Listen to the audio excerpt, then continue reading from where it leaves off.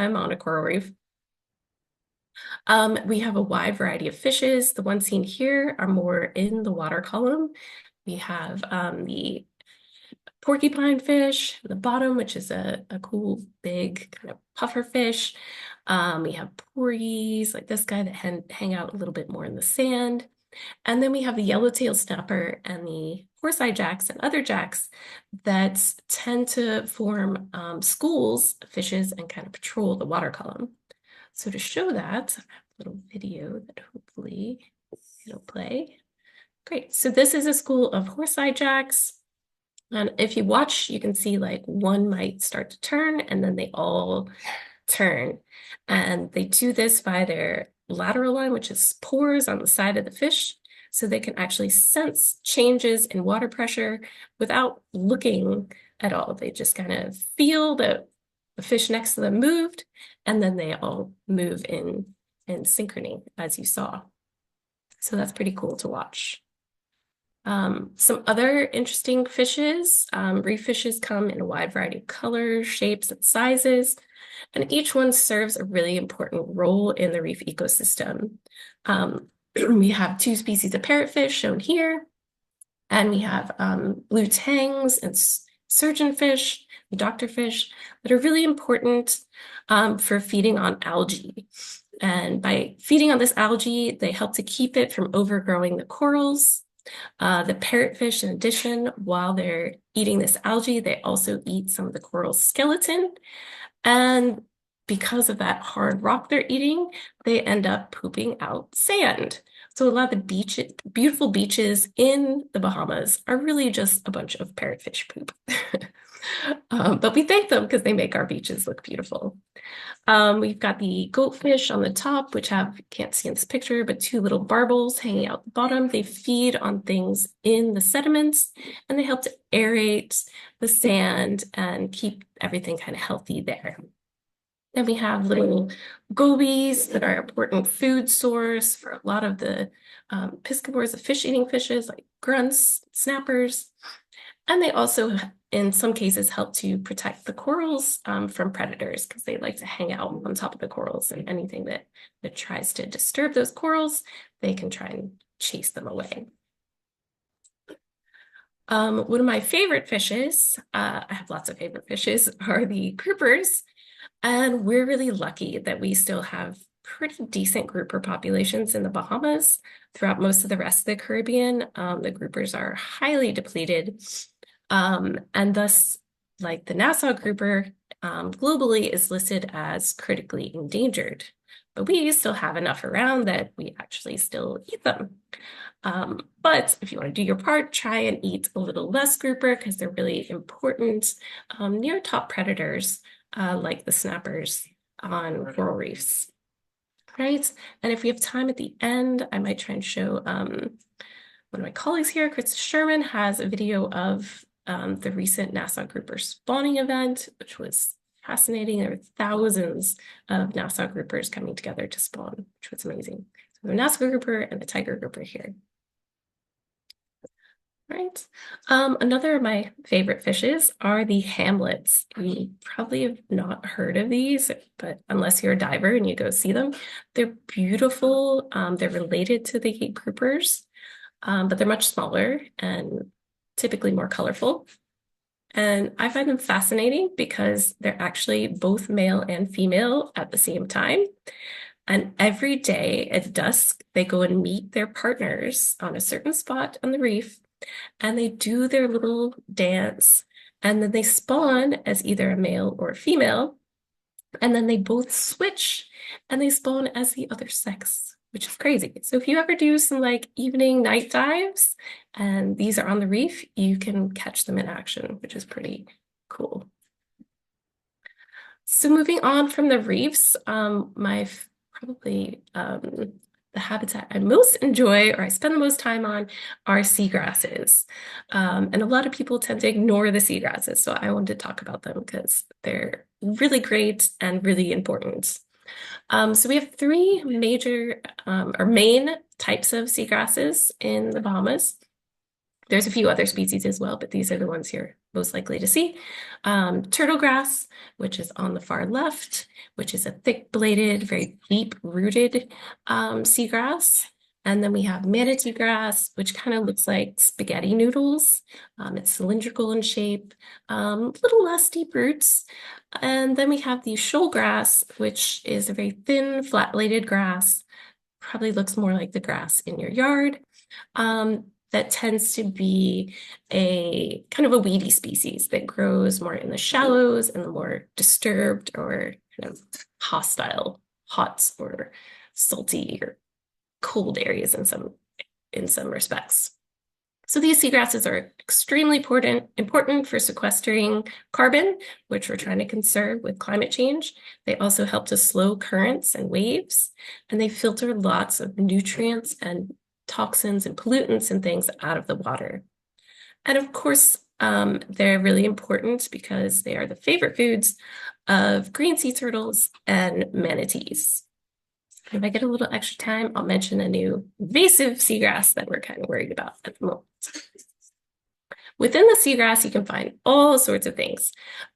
There's lots of different species of algae that grow amongst and within these seagrasses. As an example, we've got these cool little umbrella algae here. We've got the mermaid shaving brush green algae here. And there's a wide diversity of algae amongst the seagrasses. We can also find other invertebrates like these orange colonial tunicates or sea squirts that's actually growing partly on a sponge. So we also have a lot of sponges in the seagrasses performing some of those same roles as they do in the coral reef. And we can even find mangroves in the seagrass. This is one I just saw a couple days ago at about 4 feet of water trying to grow very deep under the water. We'll see if it survives or not. Right, so it's a baby mangrove. Okay, and then the fishes. There are lots of fishes in the seagrass. They may be hard to see in a lot of cases because they tend to hide amongst the seagrass blades.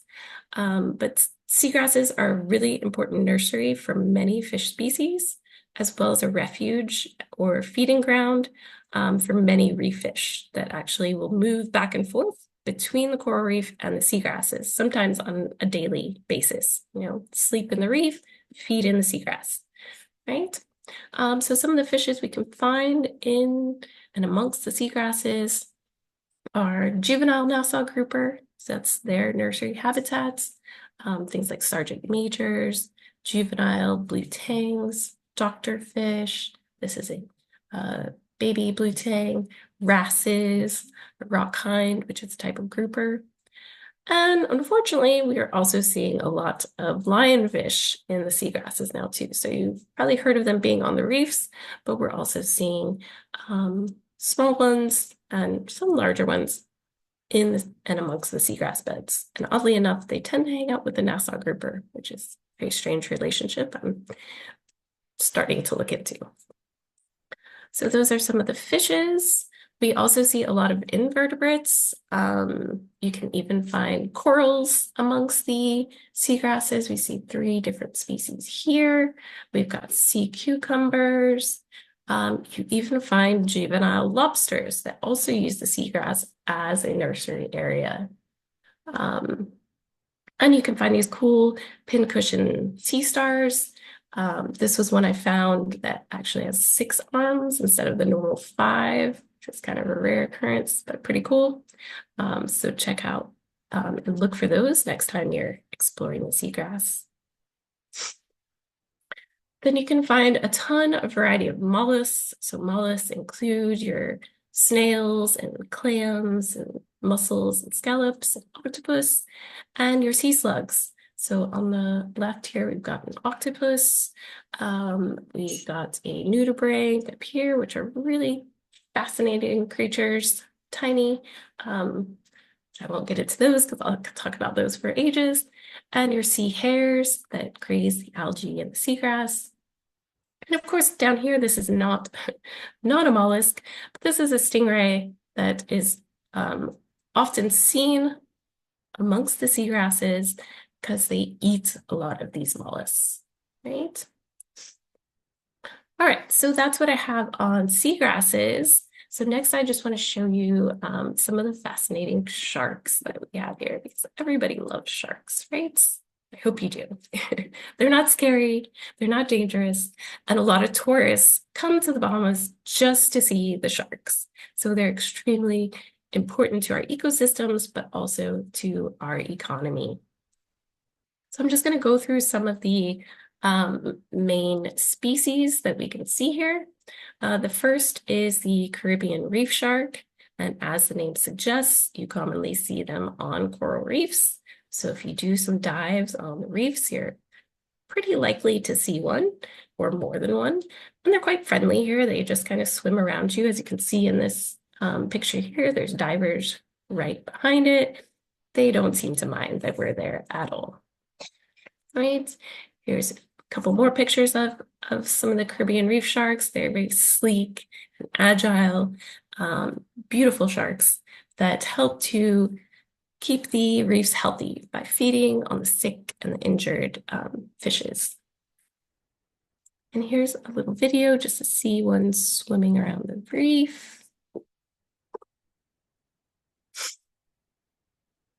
If you look really closely in the back left, you'll see there's a second one too, but it's kind of hard to see.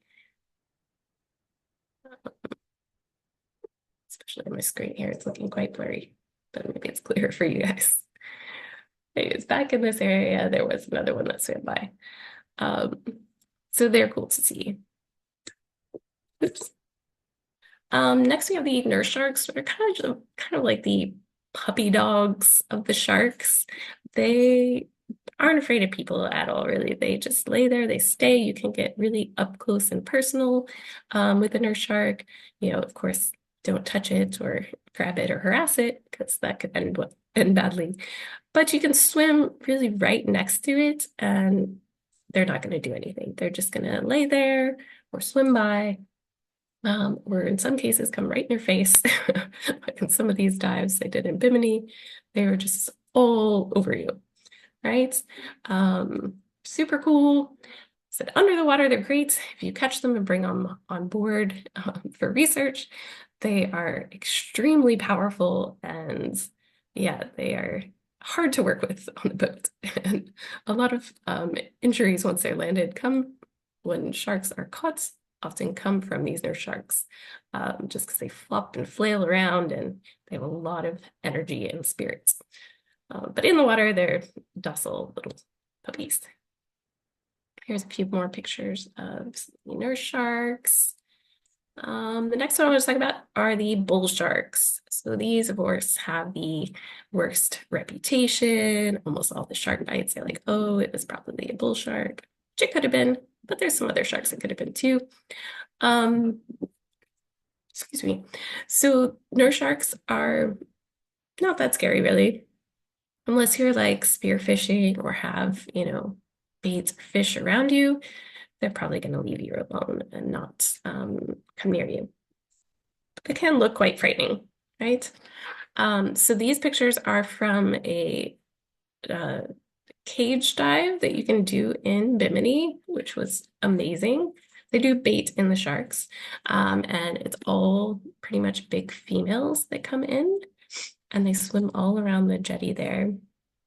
So all these pictures are from that experience, and just to show you that there's nothing to worry about, but here's what it looks like from the dock.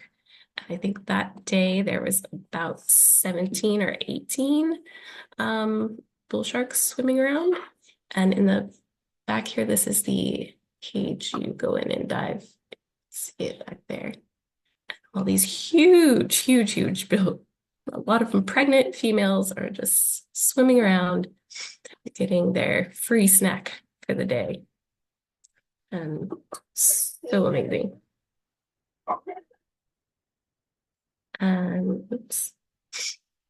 And here's what it looks like in the cage. I highly recommend it. They come up so close you could almost touch them, like don't, because that would be bad. But they're all swimming right up to your face, checking you out. It's really cool. And as you can see, the fishes are all swimming around with them and aren't afraid.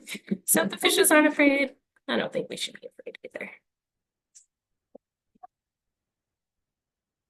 super, super cool, fascinating, huge animals, and they have that huge dorsal fin that kind of distinguishes them from the other sharks. All right, so a couple more species to go. These are lemon sharks. I would say they're kind of like the iconic Bahamian shark because there's been so much research done on them here. And there's a lot of really cool like nursery areas for them. So a lot of these are babies, like recently born. And when they're young, they hang out in the mangroves mostly, but also venture into the seagrasses to feed. And they're really, really cool to see. Super friendly. You can just swim with them. They don't bother you. And they grow here and become adults, and they really just do quite well in the Bahamas. But they're threatened by mangrove destruction, especially in places like Bimini, where they're developing a lot of the mangroves. And one of their main nursery areas in Bimini, they're proposing to turn all that into a golf course, which I really, really hope they don't do, because these are such cool sharks to go and see. Here's a few more pictures of some lemon sharks. They get their name lemon because in some light, as you can see in this one in the lower right, they do kind of look yellowish in color. And the last shark I'm going to talk to you about today are the great hammerheads, which are probably the biggest sharks that we get here, other than maybe the tiger sharks, which I just don't have any good underwater pictures of. But they get huge. The females mostly tend to come here during the winter, and this has kind of spawned like a huge tourism industry to come dive with the great hammerheads, because there's very, very few places in the world where you can do this with such big hammerheads consistently coming through, and with such clear water. So this is something you should definitely take advantage of. They don't even like come really that close to you. They just swim around, either on the bottom, or one of the ones we saw was up at the surface swimming around, and they're just quite fascinating. And they have this head, it's a cephalofoil, which has all these pores that help them sense things in the sediments because they eat a lot of stingrays. So they can sense those stingrays using those pores and electric signals. And it also, their eyes are on the end of the cephalofoil, so they can, by moving their heads back and forth, they can see almost 360 degrees around them, which is pretty cool, more than any other sharks. Some other common sharks that I didn't talk about are the black tips and the black nose, and of course the tiger sharks. And unfortunately, I just didn't have any good underwater pictures of those three species. I have a lot of pictures of them on board vessels, but it's just not the same, and from other areas. So with that, I would say thank you for your attention. And if you have any questions, hopefully you can ask now. If not, you can email me and check out my websites listed here. And I hope you enjoy the rest of your day. Thank you, Dr. Kingen. Awesome. I'm ready to jump in the water. Me too. Yeah, I'm ready to jump in the water. If we have any questions, we're going to take 2 minutes to ask any questions. If anyone has any questions or anything that they want uh, to say real quick, you can take this time to do so. Anybody? Before we move on?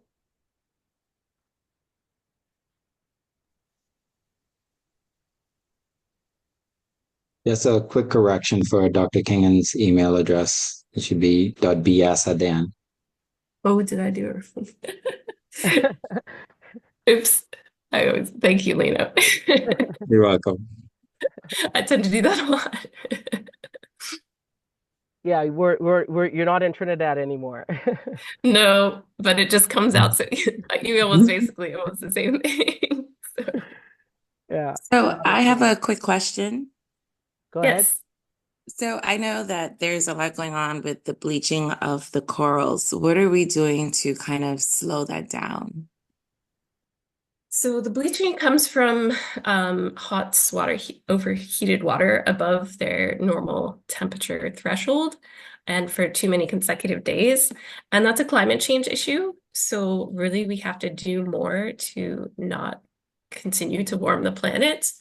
But some things that can help them recover after those heated events is to reduce the other disturbances. So if we improve the water quality, if we use coral reef safe sunscreens, if we keep the fishes and organisms at healthy population levels, all of those things can make the corals more resilient.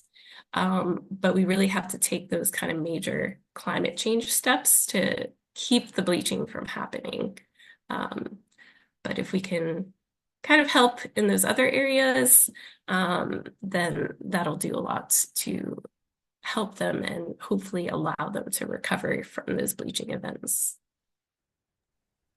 To add to that, there are local organizations that are also helping to propagate coral. So you have the Perry Institute for Marine Sciences, Coral Vita here on Grand Bahama, as well as there's some small activities at different hotels around the country. So they're actually helping to create new coral reefs. And you can reach out for information on how to connect with them, how to learn how to be a coral caregiver, and to support those efforts as well. Andrew Haley, you can go ahead. Last question. Yes, just wondering if there's anything being done or possibly you guys are discussing about potentially educating the tourists, especially when it comes to sharks in the Bahamas and how to safely go about enjoying, the beauty that we have to offer, perhaps in collaboration with the Ministry of Tourism. I will talk about some of that in my presentation shortly, Mr. Haley. Okay, cool. And finally, before we move on, I would just like to say, in terms of encouraging the Bahamian population to visit Paradise Cove in Boodle Bay on the west end of Grand Bahama, to have the opportunity to sort of do exactly what Dr. Davis was talking about in terms of give your support to coral restoration. Barry down there is doing an amazing job. You get an opportunity to see the artificial coral reefs that he's building and participate in helping as well if he's dropping any in the water. And you also get opportunity to go out and snorkel with the turtles out there, see the seagrass that was just being displayed, and have that experience firsthand.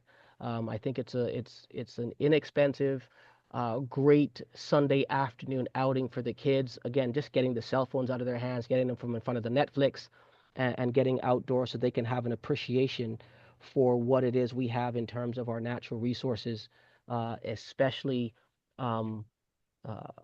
one of our greatest assets in our oceans. And so this individual, our next presentator, is going to be getting ready to step up. And I'm going to just have Janelle, if she can sort of give brief introductions and then call him on, because they did a great job in securing him for these sessions. Janelle? I think that was Felicia. Apologies. 1 second. Yeah, sorry, it was Felicia, yes, who reached out and was able to secure this awesome individual for us. So Felicia. I do have a brief introduction of myself if Ms. Roll is unavailable right now.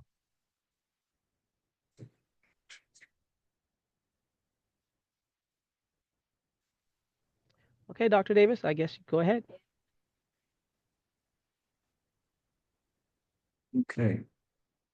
All right, good morning, everyone. Thank you for having me. I am Dr. Ancelino Davis. I am an assistant professor of environmental science and sustainability at the University of the Bahamas, and I own the Science and Perspective brand. I've basically been working in the environment as an environmental professional since about 2003. So I have a couple of years under my belt in that regard. But I actually started in the tourism industry when I was a kid in primary school, giving informal tours to guests at the Royal Botanical Gardens in New Providence. So I've had a long time getting familiar with the environment in the Bahamas and what we have to offer. So today I'm going to be talking about how tourism and the Bahamas really tie in with our environment and how that can work for us, especially in light of today being World Wildlife Day. United Nations World Wildlife Day today is focused on wildlife conservation finance, investing in people and our planet. And a key part of finance in the world is sustainability. I am actually a certified bird guide, travel life sustainable tourism certification professional, and I've worked in the Bahamas, the Dominican Republic, and Jamaica to certify others and bring this global certificate in sustainable tourism into their communities. I've shared here some of the elements of that certification because when we in the Bahamas are trying to engage with international organizations like the British tour guides, the different cruise organizations, they want to see the sustainability. And here you can see animal welfare, guide training, child protection against sex trafficking and stuff like that, um, uh, the internal environmental management, and just different certifications. So this is a formal certification. And in the Bahamas, I also sit on standards committees. I chair the standards committees for environmental protection and management, as well as social responsibility, which really ties into how we engage with our environment and support it in a way that we can continue to profit from it into the future. But the main thing about our environment is that it's unique. The Bahamas has things that we have nowhere else in the world. So when we engage with it, we want to understand that there's a difference between marketing our wildlife in wildlife tourism versus animal tourism. And so you have a comparison between non-domesticated wildlife or domesticated wildlife. You may have an animal that's just in the wild, it's doing its thing, and you're there to see it in its natural activity, versus having wildlife that have been trained to come to people, or they've been conditioned to come to people through feeding practices, or they might actually be kept by the organization that is actually marketing those activities or those interactions with those animals. And so those are two different types of tourism. You may also have this difference with it being a paid experience that it's mandatory for you to pay, or it might be an optional payment. So when you get into a country and you go and visit a zoo that or a rehabilitation center that also has interactions, you go and you pay them because they have to take care of that animal. They have to feed it, care for it, provided veterinary assistance if it needs, things like that. So you have like Blue Lagoon Island, the Atlantis Hotel, the Baha Mar, they all have animals under human care that they support and they take care of, and they have pretty good standards for the level of care that they give to their animals, but it's costly. Then when you have wildlife like this San Salvador rock iguana near San Salvador, so I actually had to swim across the ocean to get to this island to see these iguanas. But people can do that without actually paying anyone, although it is good to pay a local guide. You don't want to feed the wildlife. And this is something that happens on that island. So that's why this iguana came so close to me, because it's used to other people feeding it. And we'll talk about that a little bit. So animal tourism, everybody knows about the swimming pigs. We have dolphins, sea lions, in the Bahamas under human care. And there's definitely a lot of feeling around having those animals under human care or in captivity. The standards with the organizations that I work with, we make sure that before you are presenting these animals to tourists or visitors, you're giving them the best experience possible. These animals are all doing what they want to do, and you encourage them by giving them food or positive reinforcement, but there's no negative reinforcement of those animals in the good locations. And we just recently had a location that was shut down in the Bahamas because they were not taking care of their dolphins well. The pigs, that's a situation where traditionally pigs can be abandoned on an island, and they're left there in times of drought when the farmers or the owners might not be able to take care of them. But by integrating it into a tourism product, now those pigs are being fed by visiting guests, and the income that they bring in allows those pigs to get better care. But those pigs are also very damaging to the environment. So we need to have a balance with that. When you get into bird watching and eco tours, though, these are animals that they do whatever they want, and you have to practice and you have to be used to visiting them, following them, and seeing how they behave, when they show up, where they show up, and what they do, so that you can predict that for your guests. And you can say, you know, I can't guarantee you that you're going to see this bird today, but our best chance of seeing this bird is if we go to this location and wait for like 5 minutes. Look at that flower over there. The bird is probably going to come and sit on that branch. And those are two different types of tourism.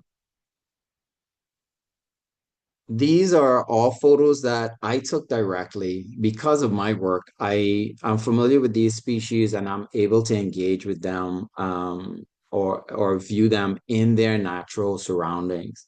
On the top center, you have an osprey that's on Blue Lagoon Island in the Bahamas, and they live there year round and they fish in that healthy habitat there. So that is a yellowtail snapper that was probably just about 2 feet long. Um, and it's just there eating right in front of you. So I got that great photo.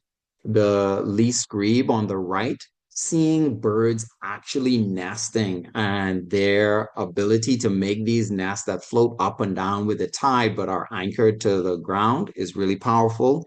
The bird in the center just recently got delisted from the endangered species list due to the work of conservationists in the Bahamas.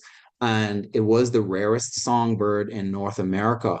And people are spending hundreds of thousands of dollars every year to go and look at this bird. They travel across country and around the world to see this bird on its breeding grounds in Michigan. And in Eleuthera now is one of the few places that you can reliably see this bird when it visits us in the winter. Our abaco parrot on the bottom right, beautiful bird. It's the only Cuban Amazon parrot that nests in holes in the ground.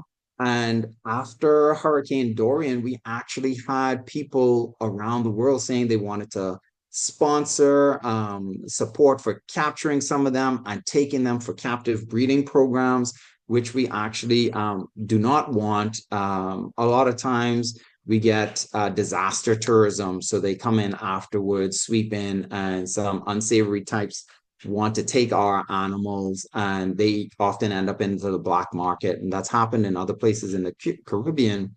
But it is good for us to let people come in and highlight these birds that are only on certain islands, that you have a tourism product that can be built around it. It's beautiful, it's colorful, it's attractive. And then on the bottom left, we have Bahama Woodstar hummingbird that's fighting a wasp at the Leon Levy Native Plant Preserve, which is one of the Bahamas National Trust parks on Eleuthera.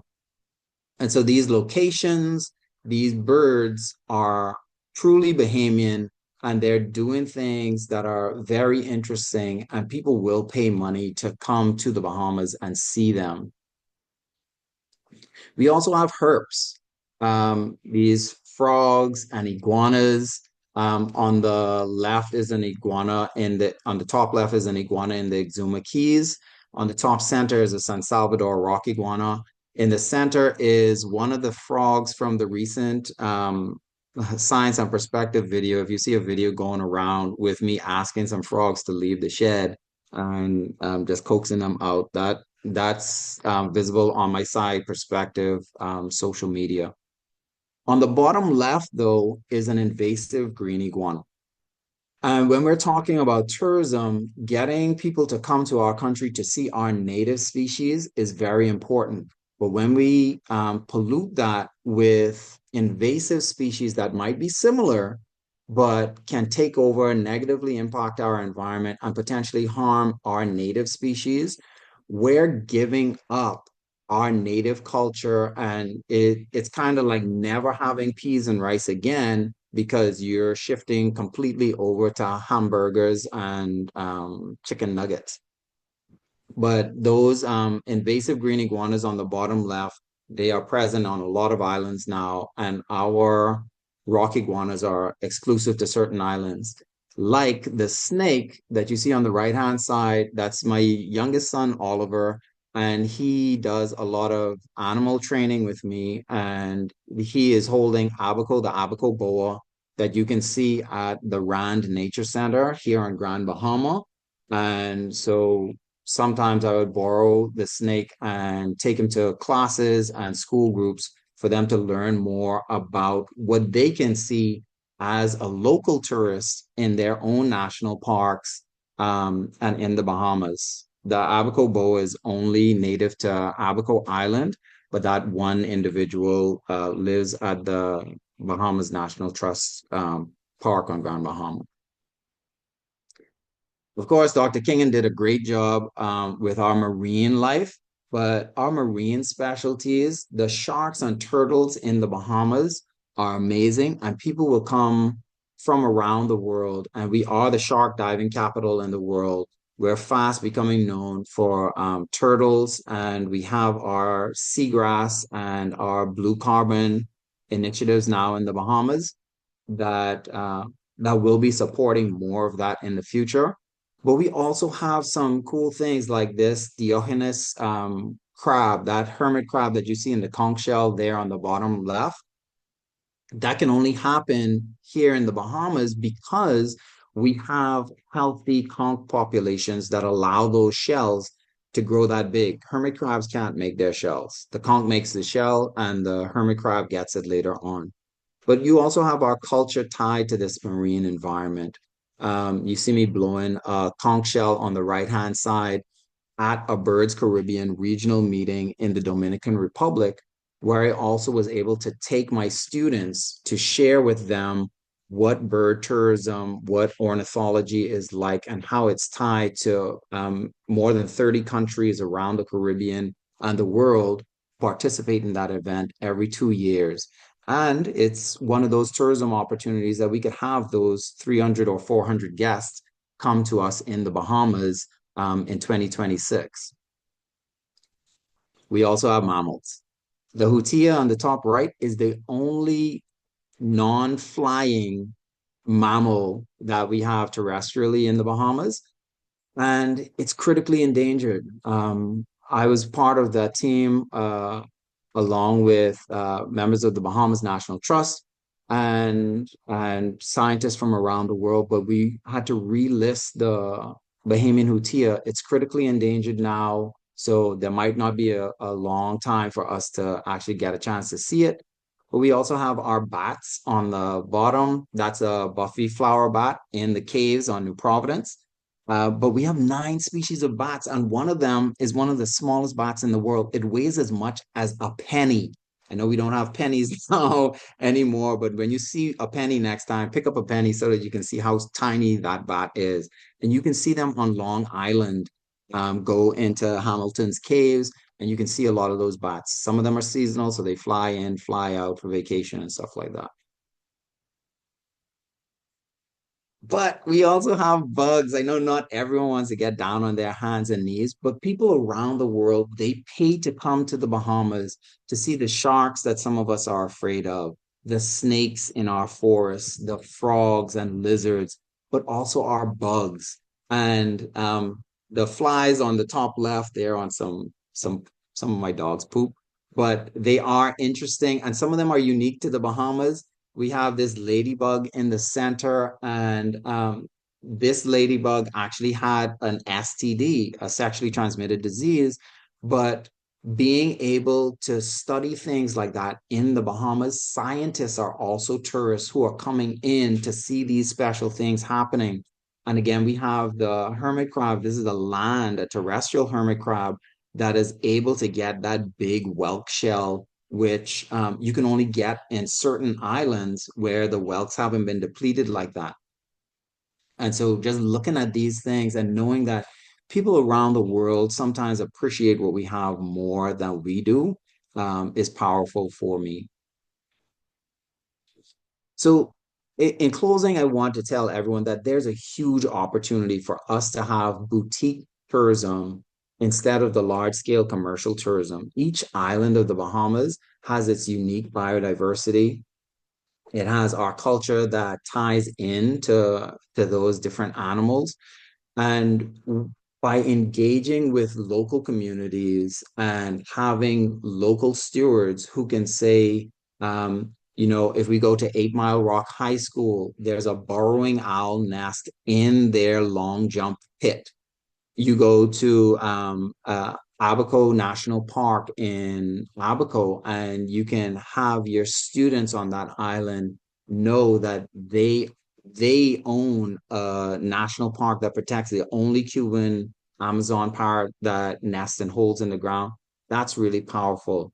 All of our schools, we have names of different birds and animals that are there, team names and stuff like that. We have jaguars and blue jays and hawks.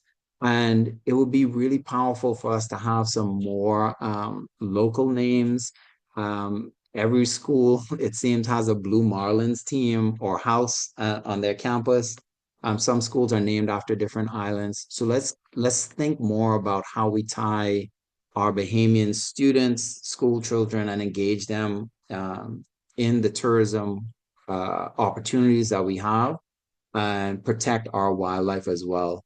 The images that you've seen inside this presentation today were primarily owned by myself on the Science and Perspective brand. The image of the diver with the turtle was taken by James Adderley. And the photos underwater, I was modeling for Jeff Yonover, who's a really amazing photographer, and you can find them online. Thank you very much. And that's the end of my presentation. Wow, amazing. I'm ready to go back to San Salvador now and do some bird watching. Just a point of reference, if you want a great spot to go and see the Kirtland's Warbler, which is for sure a lifer, I have a great spot in San Salvador during their migratory time where we can see them on a regular. Awesome. I'm looking forward to it. I haven't been to San Salvador in a little while. We could go over there, check out the Kirtlands, and then swim to the Iguana Island. Yeah, Green Key. If anyone has any questions, we'd love to have some questions. I mean, this is a wealth of information that we're getting. I'm excited. I'm hoping that you guys are getting excited too to take your kids into the outdoors and explore and experience what we have here in the Bahamas in terms of our natural beauty. And once again, getting our kids to get back outside. I remember growing up as a kid in 8 Mile Rock, diving off the rocks by the sign. And for anyone from 8 Mile Rock knows that's the Batelco sign. That was like the spot where you went and you dove off the rocks and just getting outside, the walk to get there, the walk to get back, the swimming with your friends. And it seems like those kinds of things we're not appreciating anymore. Our kids aren't appreciating anymore. And so if your baby's in a stroller, take them on a walk. If the kids can walk, take them to the nature center, get out there. and explore all of these interesting animals that we have here that people are paying, yes, thousands of dollars. I had a lady pay me over $300 just to come and see the Bahama Wood Star. Once we saw the Bahama Yes. Wood Star, that was it. We were done. And so it took me all of 15 minutes to get there. Of course, I stayed a little bit longer with her. But I mean, if these people are paying big money to see our animals, let's enjoy them as well. And it gives us a better perspective. Any questions real quick? Hi, yes, I had a question. Yes. Yeah. Hi, hi, how are you, Dr. D? My question was basically piggybacking off of what he just said. I think that was Johnson. Given that today is World Wildlife Day, what kind of initiatives do we have in our schools to remind them that it's today is World Wildlife Day and to encourage them to take care of and respect nature and wildlife because that's falling off here and there. With encouraging our kids to still have an appreciation for nature. I've been noticing that, and so are Yeah. there any initiatives or in conjunction with the Ministry of Education to continue to encourage our kids to Mm. appreciate nature? Just having talks and things like that with them Right. using the library and things like that, Yeah. storytelling about Was that a Sorry. question to me or for Dr. Davis? Or I guess we both can answer. So I'll let Dr. Davis Yes, go first. yeah. I Yeah. can Thank also you. answer So, a part of that question, Mr. Johnson. Yes, I was waiting for, I was going to say for BNT as well. Yeah. mhm. So all Yeah. three of us will go. We got Dr. Davis first. Okay, so definitely there's a lot of activities going on, and I just visited 8 Mile Rock High School, and before that Mary Star of the Sea, and some of the things that we're working on for World Wildlife Day and then Earth Day is having things as simple as bio blitzes. And basically, a student or a group of students can have their tablets or their smartphones or just with a pen and paper and a field guide. The Bahamas National Trust has a great field guide to the natural history of the Bahamas. Um, but we go to the school, and in one class period, you show the students how to collect the data, and then you just swarm the campus and identify every bug, plant, flower, every bird that they see.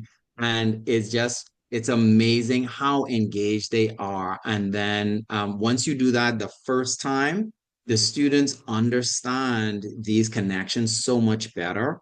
And they can relate it not only to the animals relating to the plants and feeding relationships and stuff, but then they get to understand, oh, this tree doesn't do that well over on this side of the campus because it doesn't get light, because it doesn't get water. They realize that, oh, that thing is actually something that I can make tea with and sell, and we could raise money for the school, for our community. We can live a healthier life because we have these things. So it's really cool to have those activities going on. And those are just some of the things that we're doing. Um, we also have the binoculars and spotting scopes that have been provided by Birds Caribbean, and that's accessible through myself at the University of the Bahamas. And we take our UB students to like look at the stars in the night, as well as looking at the wildlife with those optics. So all of those things are possible options, and there's a world of other things that we can do too. Thank you so much for that question, Ms. Farrington. Felicia Roll from BNT, go ahead. Hi, yes, good morning again. So to answer your question about getting the kids aware of these conservation efforts. So here at the Bahamas National Trust, I can speak to our programs such as Summer Safari, which is held every summer, National Park experiences, which are ongoing. As a matter of fact, a part of my job as an education officer is engaging students from the schools and also from youth organizations to visit the park and to guide them through these experiences and connecting them with the parks. Also, We have events throughout the year, and leading up to the events, obviously they will be promoted. In addition to the national park, say summer safari, national park experience, usually on days like this, we would promote events like going to the schools and reading during World Wetlands Day. I know that was a big part of our program when I was back in Exuma. So as I get acclimated with Grand Bahama, the schools will be seeing more of me here in the coming weeks and months.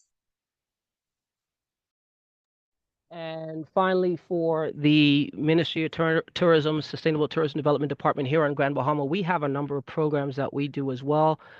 During World Wetlands Day, we actually were in the schools. In May, we have a program that's called Fantastic Friday, and it's actually we go into the school systems. Again, we've been in a number of schools where we're educating the students about sharks. And their role that they play within our tourism market, the role that they play as carbon sinks. So very similar to the presentation that you saw earlier from Dr. Kingan.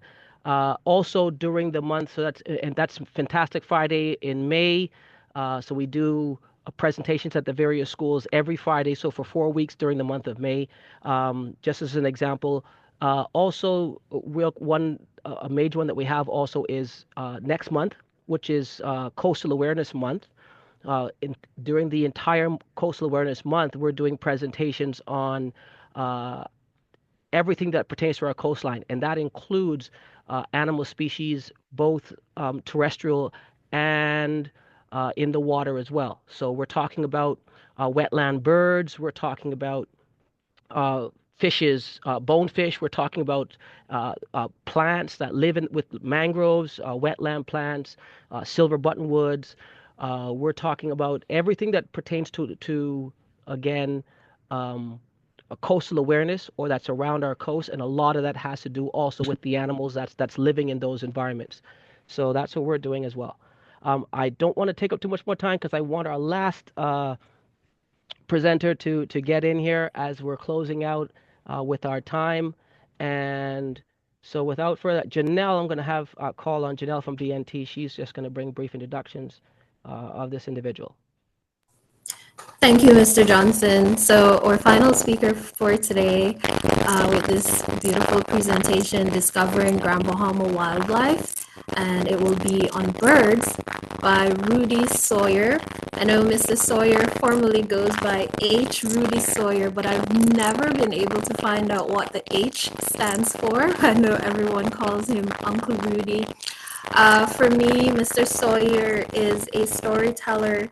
He's an historian and a protector of our island's legacy.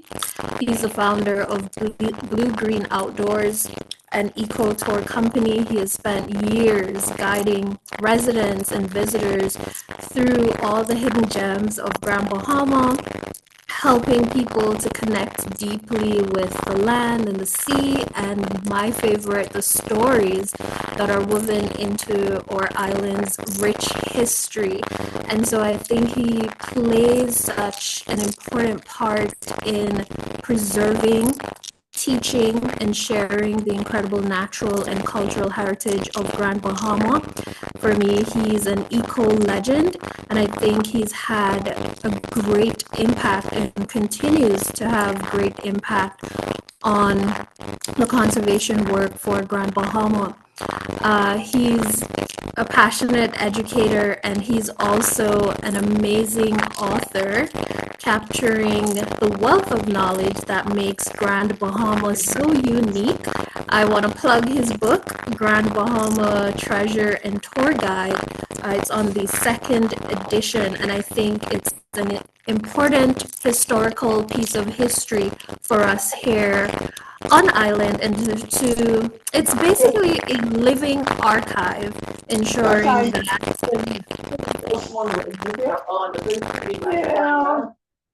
and the prices of everything at the library store went down. ensuring that his book to me is a living archive, ensuring that the traditions, places, and insights of Grand Bahama Island are not lost, but instead passed on and also curated and captured, which is super important. Many of you may not know that Mr. Sawyer also served as a counselor, I believe, for Freeport City some point in time, probably in the 90s, before any of us was born. And so he's been so instrumental in the tapestry of Freeport, and it's my pleasure to introduce this absolute legend. He's also the vice president of the Grand Bahama Island Birders, Mr. H. We don't know what the H is for, Rudy Sawyer. Okay. Boy, you've covered me completely, Janelle. Thank you. Am I okay for getting the program going? Great stuff. You will know what the H stands for as we get started. I'm named after my father, so I'm a junior. The story goes that when my mother's brother came to visit her as I was born, and my father proudly indicated when he asked, what's the baby's name? And he said, definitely, it's named after me. Well, obviously he indicated, well, we can't have two Hermes or two Hermans. So from that day on, I was was called by the middle name, but I keep the H in honor of my father, who was Herman. So that's me. We appreciate knowing the lore behind the name. Thank you. Okay, you did a fantastic job in letting the audience know who I am and what I do. Really, as I left my last job, I sort of made a commitment to myself as I came towards the end of my working career. That there were two things I wanted to do. One was be working for myself, and secondly, be doing what I love doing. Let me report to everybody, I'm loving what I do. I'm the owner of the Blue Green Outdoors, which is a nature tour company. The blue represents the marine side of my business, tour business, and the green represents the land side of it. Just as a little background, on the marine side, our specialty is really taking people out primarily in the eastern end of the island, Crabbing Bay, where they jump into the kayaks, go out to the Blue Hole, and they will snorkel the Blue Hole and observe the rich marine life, fish that's in there, and we'll kayak to another Blue Hole where we'll do the snorkeling of the Blue Holes as well. A rich habitat for marine life, fish, and along the way you could see stingrays, you could see all the other things, starfish, counts, etc. So again, that's on the marine side. And the land side is I offer bird watching tours. And that leads to the presentation today. I am the Vice President of the Grand Bahama Island Birders, and great thanks is sent out to our President, Dolores Kelman, who's really being responsible for putting together the slides that you would see here today. In the Bahamas, over 300, about 350 odd different species of birds have been identified over the time span of years. Of all the islands in the Bahamas, Grand Bahama Island have actually identified more of those species than any other island. So we've identified on this island of Grand Bahama more species that have actually been identified in the Bahamas than any of the other islands. And of course, as I get into the presentation,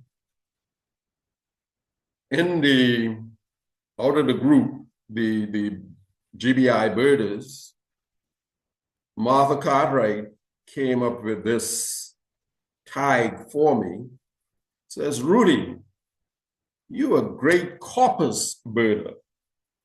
I guess I love seeing what pops out of the bushes. So I took it and I said, corpus? No, I'm a bush birder. So I guess that sort of comes to mind. I'm really enthralled when I go out birding and we're able to see what pops out of that bush or that corpus that surrounds us as well. So again, I intend to use this presentation to let you know the birds in the Bahamas, certainly those that you will find here on Grand Bahama, and particularly anything that I think is special. And talking about specials, the endemics. These are the birds that will be found only in the country, what you're talking about. So the endemics in the Bahamas, there are 7 of them.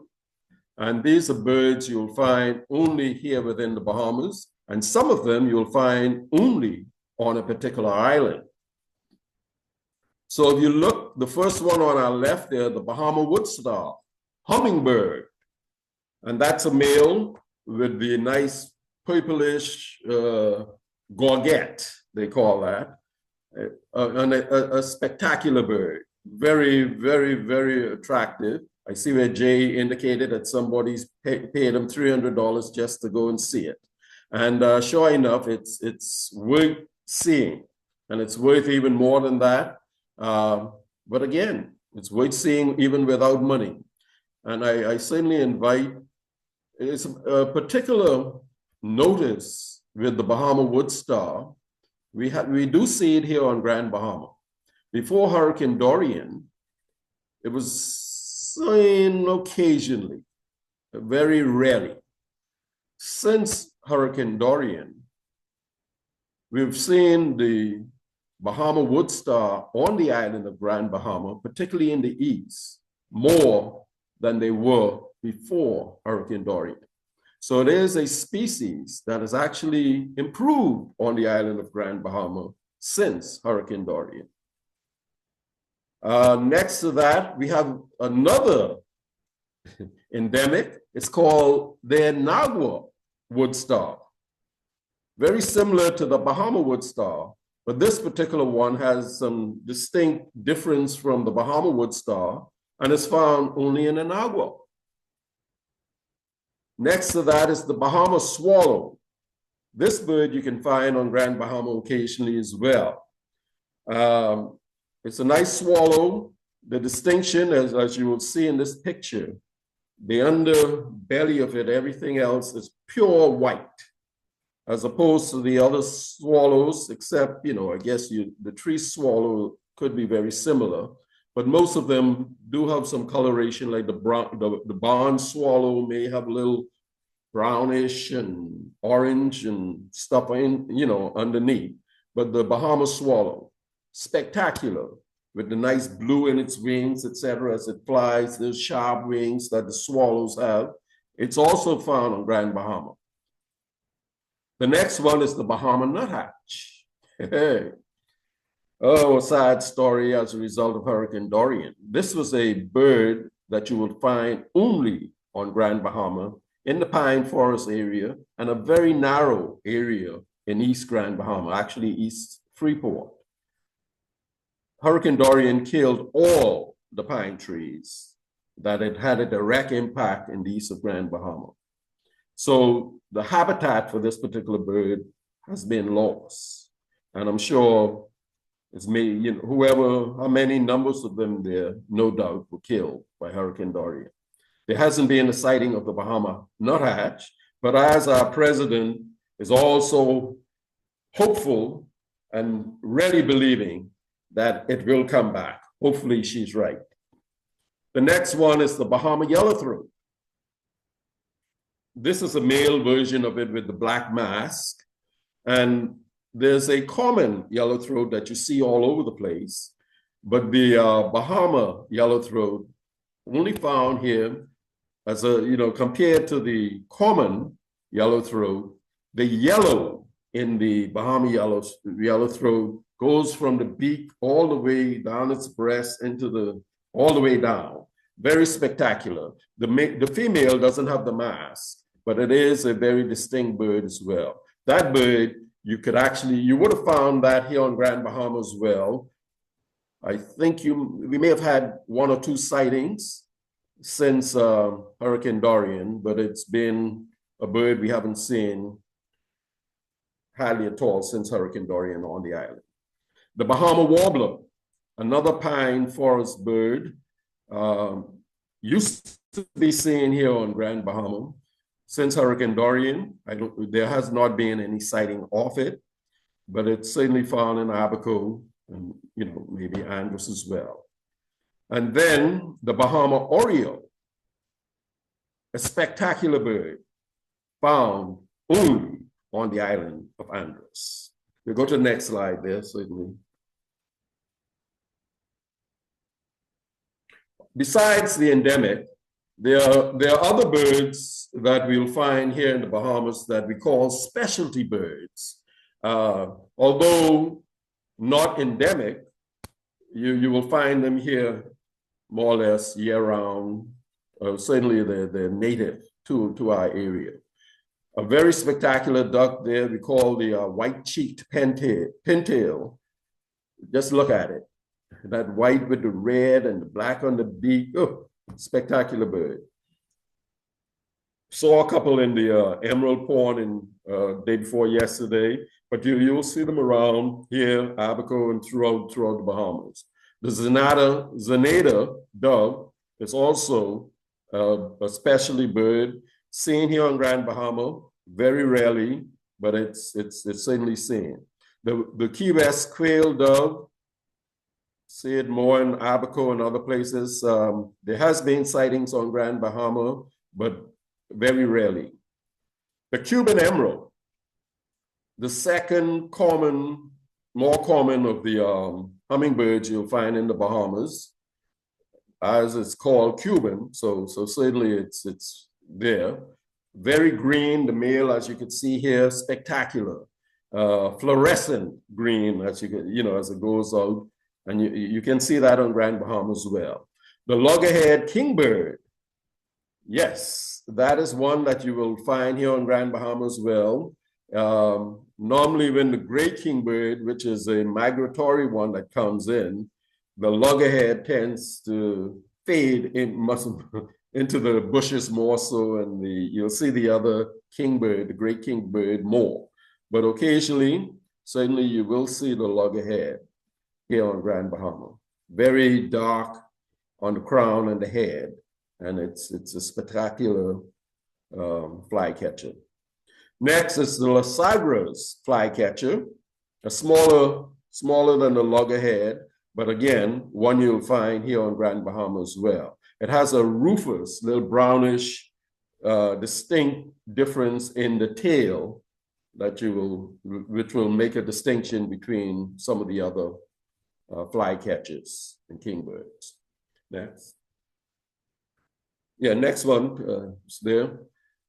The Cuban peewee, a nice little small flycatcher. If you look at the eye ring, or around the eye, you can see a little white. One time they used to call it a crescent eye peewee, but nonetheless, it still has a crescent eye. The name is being changed, and it could be found here on Grand Bahama as well. A very spectacular bird, the red-legged thrush. Some call it the police bird with the red leg, and look at the eye ring, how distinct that red is around the eye ring. And then you look at the throat, that dark black, and then the body, nice and gray.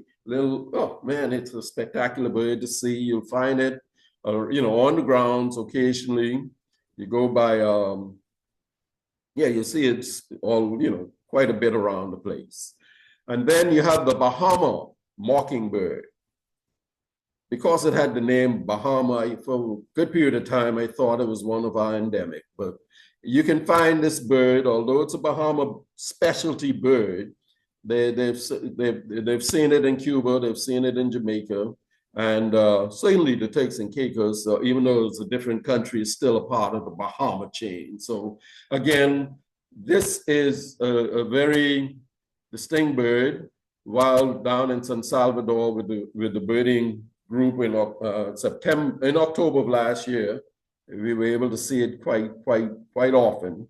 It's seen on Grand Bahama, but very not as much as you'll see it down in the more southern islands.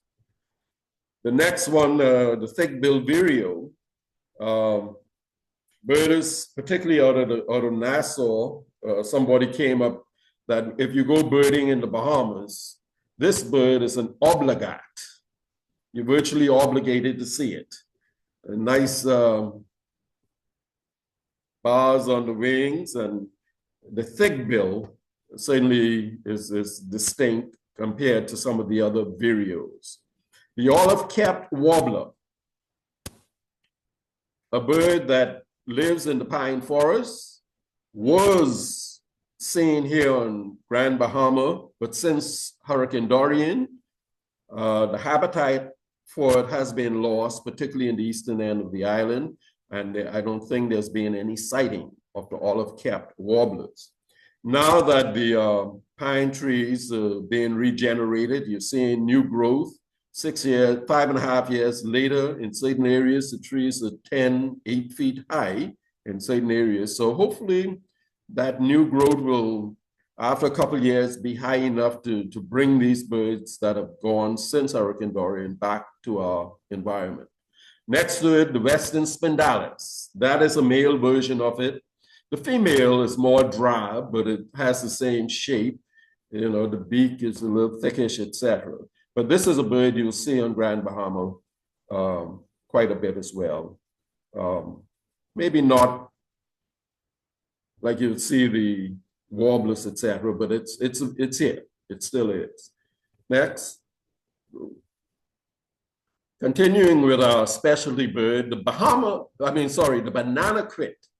What a beautiful bird, yellow, white, a little red by the beak there, and it has that decurved bill. Seeing quite a bit, I see it quite a bit out in East Grand Bahama as well. High rock, straight on down. Next one, the Greater Antillean bullfinch. Oh, spectacular. Again, we're showing you the spectacular versions more so than the other because you're seeing the males. And in the bird world, the males tend to be more spectacular, more flamboyant than the female. I guess we need to do more. They need to do more to attract the female. So here it is. As you can see, the red over the eye, under the throat, and towards the tail end of it. A really black bird with all that bright orange. You know, really, when you look in the bushes and you see them coming, you know, it's very striking to see it.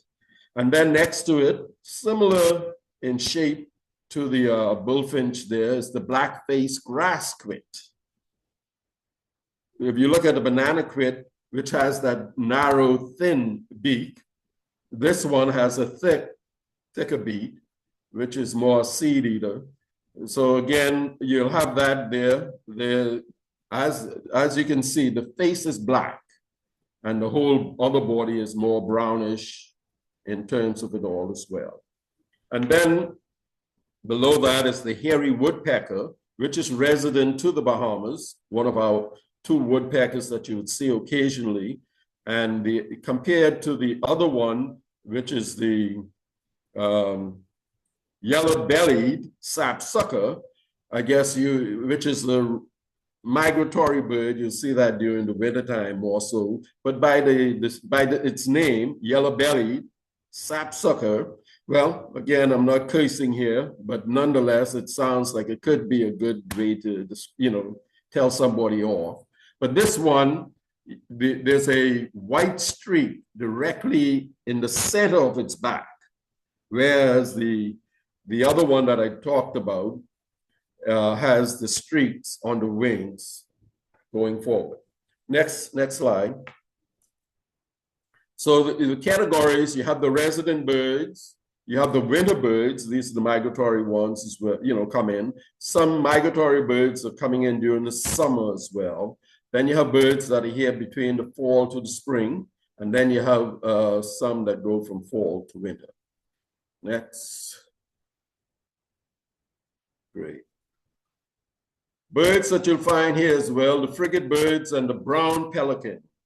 The frigate birds, you see them here, the male and the female, really just sitting there on a tree branch, but they're more spectacular when you see them in the air.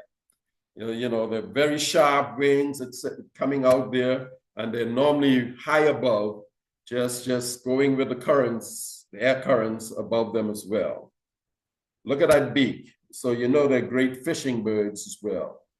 Next is the brown pelican, and both of these birds you'll find more so in West End than you will find in Freeport or the eastern end of the island. Although you will find the pelicans out in the east. In fact, there's a place called Pelican Point, and I'm sure it got its name historically from the pelicans that would have actually be in abundance in that particular area. Next. And then you have the gulls. The laughing gulls, and you could tell them by the sound, they're out there making noise more than any of the other gulls, that black head, grayish body. And then you have the ringbill. As you can see, the bill compared to the laughing gull, which is a black bill. This one is a yellow. It has a little mark on the tip of it as well. So you can find those here as well. Then you have the lesser black-backed gull. And us birders, we tend to name them as they look. So this is certainly a good one. A lesser blackback, and you can see this thing black back of this particular gull. The lesser more or less suggests that there must be another gull that's greater than this, and there is. Next.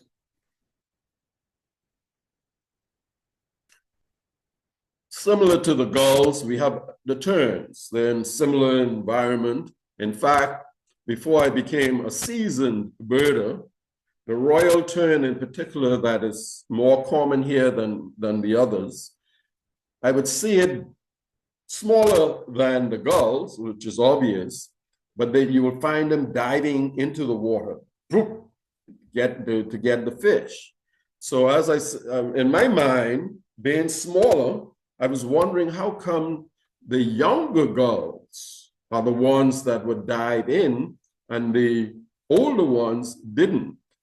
Now I know they were actually distinct species. The royal tern, you will find more the ones that would be diving into the water with their sharp beaks, and the royal tern, bright orange beak, very distinct.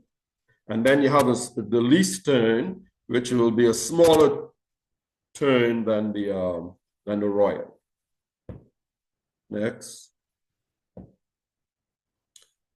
All right, the herons. You'll find these quite a bit here. The little blue heron, first one on the left, is certainly smaller than the one next to it, which is the great blue heron. But the little blue and the great blue, you'll find them occasionally on the shorelines and shallow waters as well. Interesting, with the little blue heron, the younger ones, particularly, you will find them all white.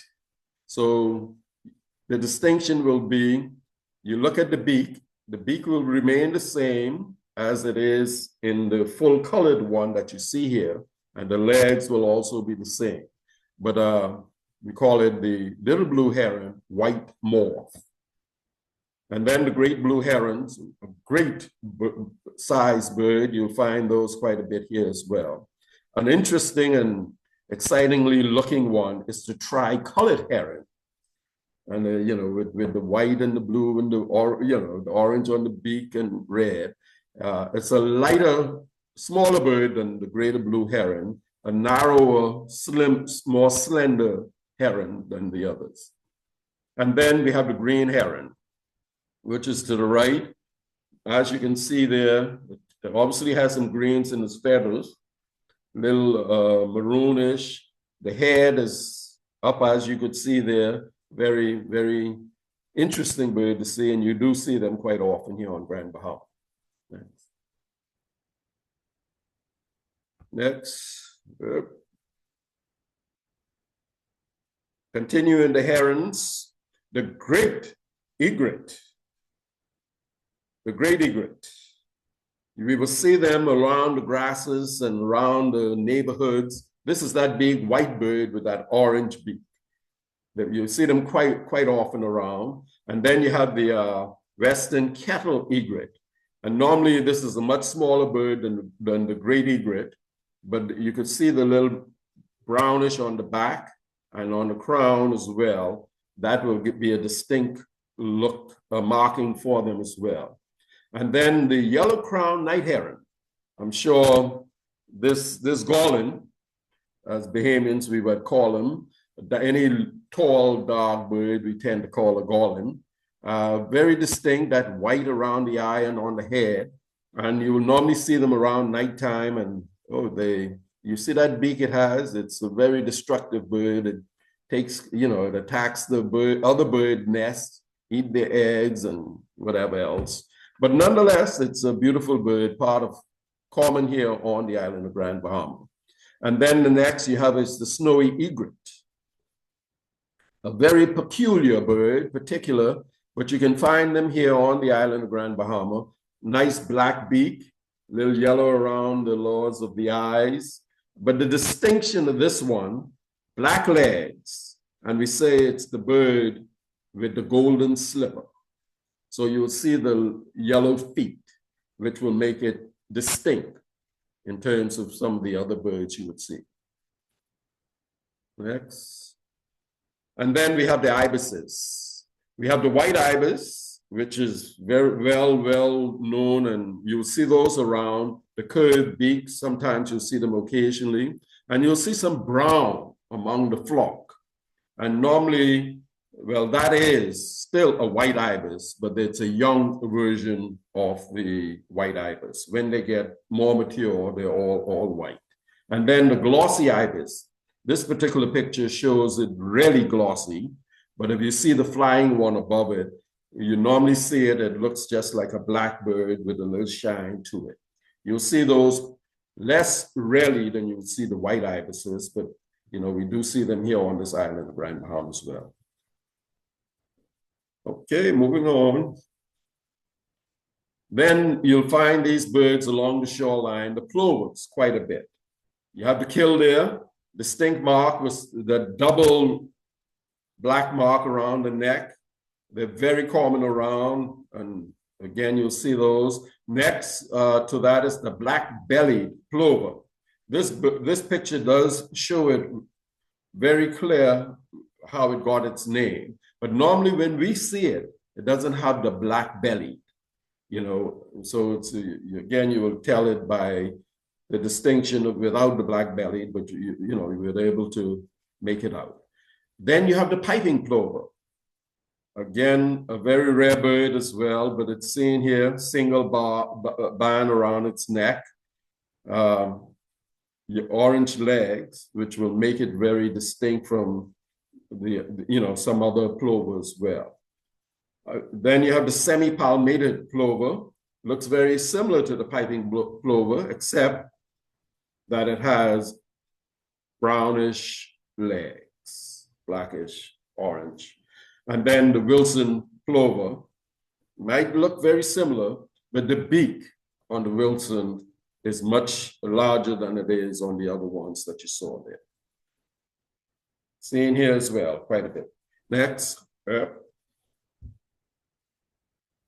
And these are some of the other shorebirds you can find here on the island of Grand Bahama. A very distinct bird, elegant, very tall.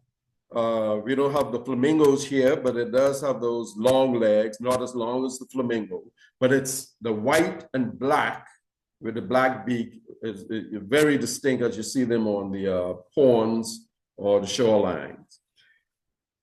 Next is the spotted sandpiper. And I guess you could actually tell the difference here of how it got its name. Very spotted. But out in the field, sometimes they're not as spotted as you can see here. And so we'll need to be aware of that. The lesser yellow leg, which will suggest there's a greater one. And the distinction is that it's the legs are yellow. Next, we'll have a willet, which is common, not common, but you see it quite a bit here on the island of Grand Bahama from east to west. And then the greater yellowlegs are there compared to the lesser. The greater is a little slightly bigger. They all have the same types of shape. And the beak on the greater yellowlegs are longer than they are on the lesser. And then the sanderlings, which is a small bird you'll find along the tides as it's coming up along the beaches, just going after those little creatures along the sand. And then the ruddy-turned stones, you'll find them almost anywhere around a pool or dock. And as the name suggests, you'll find them along the shorelines with their beak turning over stones, trying to find the foods there. All right, yep. And then the coots, gallinules, and the grebes. The common gallinule is one with the nice bright red on its front of it and its beak. And the black makeup of it is a distinct bird, greenish legs as well. Very similar to the American coot. But of course, you can see the difference. The American coot is the one with the white compared to the red of the common gallinule. Next is the least grebe. Some indicate that, boy, those golden eyes makes them very distinct. And they're very small little round birds that you'll find floating on lakes and ponds. Next is the pied-bill grebe. Compared to the least grebe, look at its beak. Pied-bill, very strong in its beak distinction as well. Might be a little bit bigger than the least grebe as well, but you'll find those around here on Grand Bahama. Next, and throughout the Bahamas as well. The double-crested cormorant, this is certainly a fishing bird. If you go to West End, you sure will find quite a bit of those, out on the waters at West End. Look out for those. A diving bird. And with the ducks, the Muscovy, Muscovy is the ones that are more domesticated ducks. You'll see it at the Garden of the Groves, have quite a bit of them as well.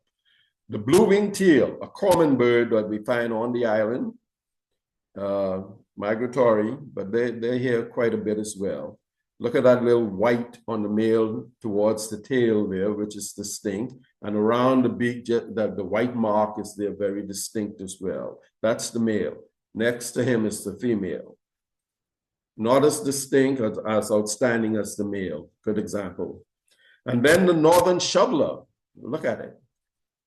The male again, very distinct in the four bird there with the brown, the green, the white, the blue, the black, it's there. But what's distinct with that? Look at that bill. It's like a shovel, I guess, very broad.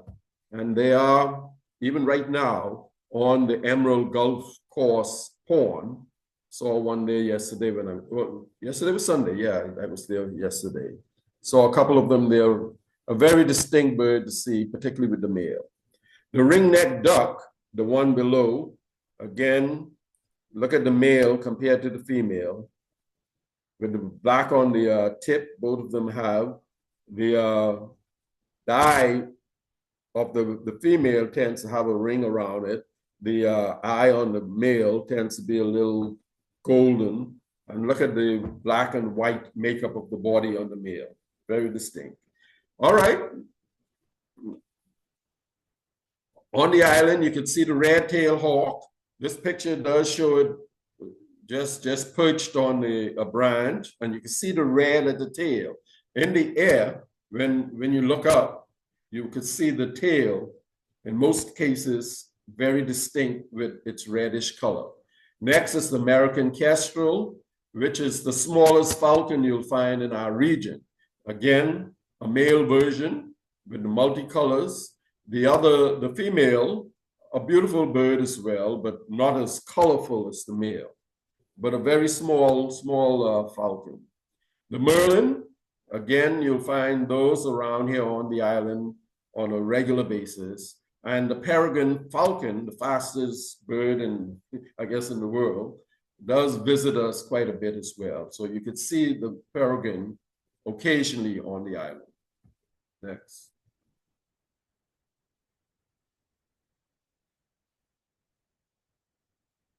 Now, a bird you'll find quite common, particularly as you go east on Grand Bahama, is the turkey vulture. TV, as we refer to it as we go birding. And of course, all they're vultures, they're scavengers. They don't kill anything, but they wait for everything that's dead. They clean up the environment for us. And then this majestic bird, similar in size, but look at that beak on the fish hawk, the osprey. And in the last presentation, you saw a picture of it with that, was it a red snapper, Doc? But anyway, it was, they are known as the fish hawk, and they do a great job in fishing. And There's a yellowtail. Sorry about that, Doc? There was a yellowtail snapper. A yellowtail, yes. So they are very good at fishing and getting the job done, and majestic. And then the owls. The barn owl you'll maybe find more often on the island, but owls are nocturnal, so again, chances of seeing them during the day is going to be rare, but we do see them occasionally, even during the day sometimes. And the next one, the burrowing owl. Well, there are a couple of those that are stars at the campus of 8 Mile Rock High School who've taken up residence out by the sports field out there as well. And very, very distinct bird, very interesting to see, friendly, good to see. Next. The Antillean nighthawk, the pittamadick. We'll see them during certain times of the year flying above. They're feeding off those bugs that, those of us who are joggers or walkers, as the evening comes on, these bugs are getting to our heads, well, Antillean nighthawk certainly does live off those. And this one is perched on the rock, but when you see them in the air, they look nothing like how they look perched. Nice and really looking good, sharp in the air as well. Antillean nighthawk. And then the barn swallow, you saw endemic, which was the Bahama swallow. And as I told you, the Bahama swallow, the body of it, the underbody, nice and white. This is certainly a distinction. We see more barn swallows when we see swallows than we see the Bahama swallow, but this is what we would normally see around here as well. All right, great. And then we'll just quickly go. You see the dove, you see the white-crowned pigeon, Eurasian collared doves are here, common ground dove and the mourning dove, and the rock pigeon, common one. We'll just move right on. The smooth-bill Annie. Some still call it a crow, but it's not a crow. It's really a Annie. The mangrove cuckoo, we see it rarely, but it is here as well. Move right along, and again, the ruby-throated hummingbird, we do see it occasionally here, and you saw the Cuban emerald earlier. The kingfisher, belted kingfisher, you can see that here. I made mention to the yellow-bellied sapsucker. You can see the white mark on the wing, as opposed to the hairy, which has it down the middle. And then the great kingbird, when I talked about the loggerhead, this is the migratory one you'll see here as well. And the gray, blue-gray gnatcatcher, very small bird, very distinct. You will see it on the island of Grand Bahama as well. And the vireos, you saw the thick bill. We have the black whiskered. It's called whiskered, but you look under the cheek of it all, you see a black mark. That's where it got its name. And then the white-eyed vireo, I guess you can look at the eye and see where it got its name. Again, many warblers. Most of them are here coming in during the winter. Black and white, the ovenbird, the northern water thrush, the common yellowthroat, I talked about them when I talked about our endemic yellow throat. American red start, you see the male and the female there as well, the distinction. And the palm warbler, and of course, we tend to call most of these warblers chimneys or chim-chim throughout, but they are distinct different birds. Right on. And that continue, the northern parulas, they're here in big numbers right now. The yellow rump, in fact, butt is certainly another phrase. You can see the yellow more or less showing at the back, at his butt in the back there. One of my favorite, the black-throated blue. You can see the male, very distinct on the right, and look how drab the female, but they all have that little white on the wing, which makes it distinct. The yellow-throated warbler, again, quite common. The prairie warbler, male and female, and then the painted bunting, certainly a male version of it. The junkanoo bird, we call it. And then the northern mockingbird, which is maybe the most prolific bird we have on the island of Grand Bahama. Not native, but certainly they are resident here. We call it the thrasher. The gray catbird, you'll find those among the bushes as well. And you could tell by the distinct sounds like a mewing cat. And the red-winged blackbird, showing a male and a female. You can see the red on the wing with a little dash of yellow on the male. And normally it's a dark, completely black. You can see little stripes there. The female, you really, if you just saw it, you can get confused and maybe think it's some other bird. European starlings, you'll see those along the line, the power lines, downtown and around as well. Moving right along, house sparrows, common, the male and the female shown here. You'll see them around your gardens quite a bit. Garbage areas. And the challenging idea, I made reference to this here. I just wanted to show you the long bill compared to the short bill. You know, if you're in the field, if you see a short bill, you'll wonder, is it long or short? But normally when you see them close to each other, you could really tell the difference because of the difference in the length of the bill. The long bill one, and then here again, you see another challenging ones, both yellow legs, and the greater one tends to have a little longer beak than the lesser one. Go on. Again, the solitary and the spotted sandpiper. When you saw the picture of the spotted one, it was distinct. You saw the spot on it. Sometimes you see them without the spot, and it really becomes a little bit difficult to tell the difference. The eye ring tends to be a little bit different between the two of them to help you with your identification. All right, and I wanted to get through it quickly towards the end there, so thank you certainly for making this presentation. Well, thank you so much, Uncle Rudy. I'm ready to get out in nature now and do some bird watching. I'll probably be, as I'm driving, I think I better keep my windows up. This is not San Salvador, and so I might be getting into car accidents in San Sal. You can pull over on the side of the road and when you hear the little chirps. But we want to thank you so much for that presentation. If we have one or two really quick questions, as we have exceeded our time, but I want to thank you guys for your patience and for your interest as well, considering that you are still here.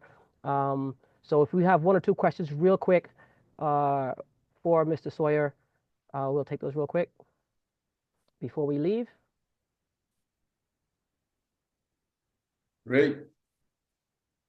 All right. Okay, no questions, that's fine. So let me just take this time to say thank you to all of you who joined us this morning for these awesome, amazing presentations. I want to, again, encourage you all to share with a friend the information you've learned, share with your family, and share with your children most of all, as they will be the protectors of these things in the future. Again, for me, this week is all about World Wildlife Day, not just being for today, but also for the rest of the week. And it's all about discovering Bahamian wildlife. And so I will spend the rest of the week discovering what Grand Bahama has to offer in terms of its wildlife. And so let's do some visits to Lucayan National Park. I want to encourage you to take some walks along the beach, go snorkeling. I want to encourage you to do a nature walk, hike, or trek, in particular with your kids or your little nephews or nieces. Get them outside of the house, get them into nature, get them to experience this awesome country that we have. Dr. Davis, I see the hand real quick before we leave. Yeah, I'd just like to remind everyone that you can easily become a member of the Bahamas National Trust, and you can also join the Grand Bahama Island Birders. So if you want to join either one of those organizations, it's not very expensive, and you have a lot of opportunity to interact with the wildlife that we talked about today. And you can follow me on Side Perspective on any social media. But mostly I'm just out there having fun with wildlife. And so you can see what that looks like to be in that space regularly. Awesome, and I encourage you guys to take Dr. Davis up on that offer. Once again, on behalf of myself, the Ministry of Tourism, we are so thankful and grateful for you guys to take the time to educate yourself and for your interest in learning more about our awesome, diverse environments and ecosystems that we have. In closing, I'm going to ask Ms. Felicia Rowe from BNT, who's going to bring a word of thanks for our guests before we leave. Good afternoon once again. So I know that our time is very precious. So we want to thank you definitely for being so attentive and staying with us to the end, to Dr. Dr.